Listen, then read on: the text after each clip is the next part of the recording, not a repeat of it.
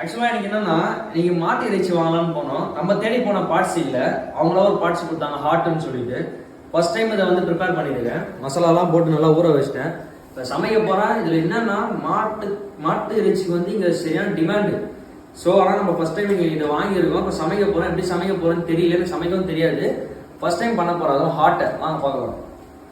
இப்போ என்னன்னா, எண்ணெய், கருவேப்பிலை, பச்சை மிளகாய், வெங்காயம் போட்டு நல்லா வதக்கிட்டு இருக்கோம். அதுக்கப்புறம் இஞ்சி பூண்டு நல்லா போட்டு மிக்ஸ் பண்ணிட்டு கடைசியா தக்காளி ஆட் பண்ணிட்டு நம்மளோட இறைச்சதிக்கு உள்ள போட்டு நல்லா மிக்ஸ் பண்ணி நமக்கு தெரிஞ்ச சமையல்ல வந்து ப்ராப்பரா செஞ்சு நைட்டு சாப்பிட்டு கம்முன்னு படுக்க போறோம்.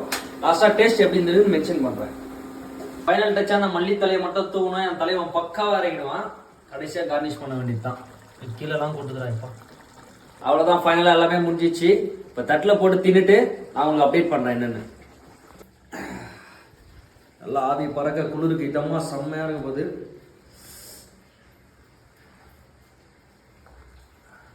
சுடுது பயங்கரமா.